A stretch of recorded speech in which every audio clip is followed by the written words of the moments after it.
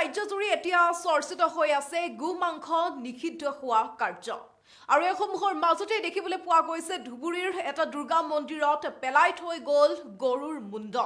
আৰু ইয়াৰ পিছতে সেই দুষ্কৃতিকাৰী গ্ৰেপ্তাৰৰ দাবীত অতি শীঘ্ৰে চিনাক্ত কৰি গ্ৰেপ্তাৰৰ দাবীত এতিয়া ওলাই আহিছে হিন্দু মুছলমান সকলো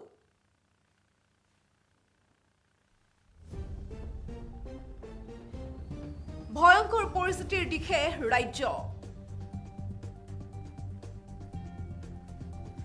গোমাংস নিষিদ্ধ হোৱা কাৰ্যৰ সুবিধা লৈছে দুষ্কৃতিকাৰীয়ে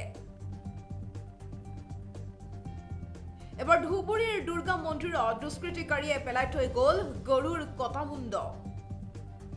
ধুবুৰীৰ জগৰাৰ পাৰ খলিলপুৰ আমবাগান সাৰ্বজনীন দুৰ্গা মন্দিৰৰ চৌহদত ৰখা হ'ল গৰুৰ মুণ্ড ঘটনাৰ পিছতে প্ৰতিবাদত উত্তাল সমগ্ৰ অঞ্চল আমি জানো যে 2-3 দিন আগত আমাৰ মাননীয় মুখ্যমন্ত্ৰী এটা ঘোষণা কৰিছে ঘোষণা কৰাৰ লগে লগে কোনোবা এজন দুষ্কৃতীয়ে এনেকুৱা ধৰণৰ ঘটনা কৰিবলৈ পালে গতিকে আমি এই অঞ্চলৰ ৰাইজ এই অঞ্চলৰ সকলো ধৰ্মৰ সৰ্বধৰ্মৰ ৰাইজ এটাই দাবী জনাও যে উচিত তদন্ত হ'ব লাগে আৰু চিনাক্তকৰণ হ'ব লাগে আৰু উচিত তদন্ত কৰি সেই দুষ্কৃতীজনক উচিত ব্যৱস্থা হ'ব লাগে শাস্তি প্ৰদান কৰিব লাগে নহ'লে আমি এনেকুৱা ধৰণৰ ধৰ্মঘাট কৰি থাকিম আৰু শাস্তি প্ৰদান হ'বই লাগিব কাৰণ এইখন জগৰাবাৰ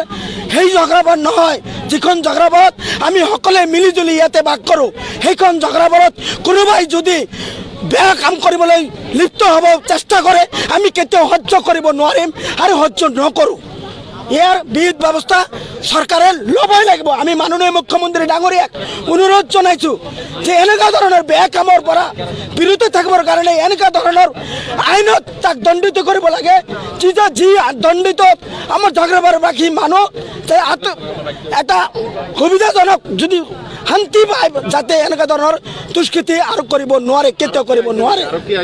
আৰু কি আহিছিল বস্তুটো লৈ গৈছে আৰু আহি আছে বুলি আমাক টেলিফোন যোগে জনাইছে গতিকে তদন্ত হ'বই লাগিব আৰু উচিত পানিছমেণ্ট যিটো ৰিয়েল যিটো পানিছমেণ্ট সেই পানিছমেণ্ট কৰিবই লাগিব